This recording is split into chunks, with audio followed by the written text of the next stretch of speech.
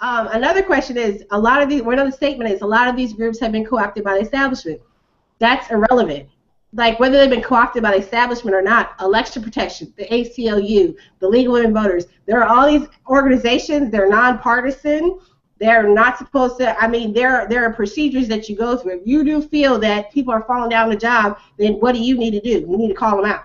Don't sit around complaining about, oh, their establishment. Okay, fine. By now we know there's all these groups that are supposed to get out the vote, right? They're groups that are supposed to register voters. Their establishment. Okay, what does that mean, though? Their establishment.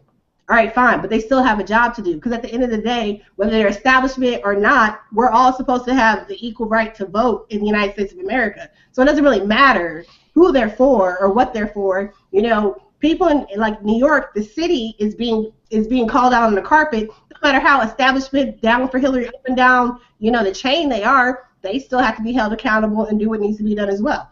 So, Well, but let's be clear though. You know, when you're looking at stuff like this, individuals may be held accountable or whatnot, but the election will stand. There's no recourse for that, and that's what's really important. People can get sacrificed here and there as long as the election results stand. You know, but I think a lot of people feel that there's no recourse. well, there is a period of time before election results are certified, and here, and again, everyone needs to know about the rules that apply where you live, because no two elections are handled the same way. In some counties within a state, even, there might not be handled the same way. So I'm not even going to sit here and try and speculate for like all 50 states and Guam and Puerto Rico. What I'm going to say to you all is, if you're someplace in particular and you're having these issues, because here's the other issue, right? This stuff has been going on beyond this election, right? This is not some conspiracy against Bernie. You know, this is a problem in terms of disenfranchising voters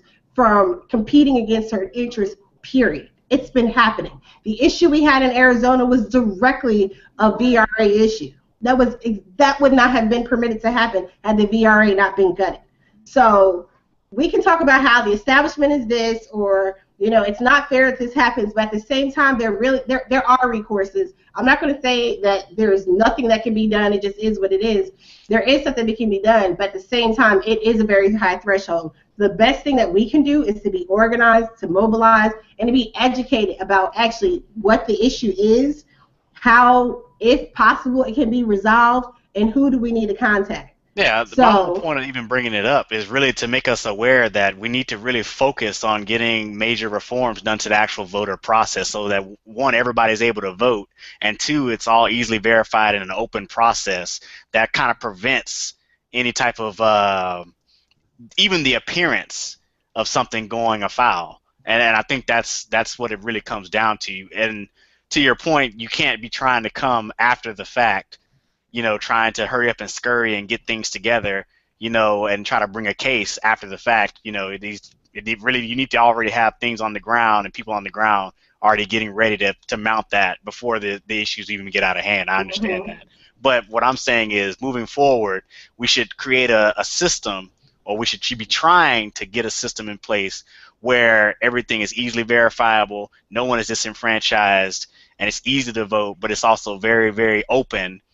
That way, it's less likely to have the appearance of impropriety, basically, is what I'm saying. And that needs to be at the forefront of our politics, because if it is possible, if it's even a shadow of a doubt possible that the appearance of improper behavior is going on, we need to make sure that that's definitely not going on, not here in the United States. And I think that other countries have already shown great models on how voting is to be done, where it's easily verifiable and it's open, and I think we should be looking towards those models and pushing that forward, because it's really hard politically to battle against actually having an open and verifiable voting environment. I think it's really hard to battle against that politically, and this may be something that people can really rally behind and build a coalition on.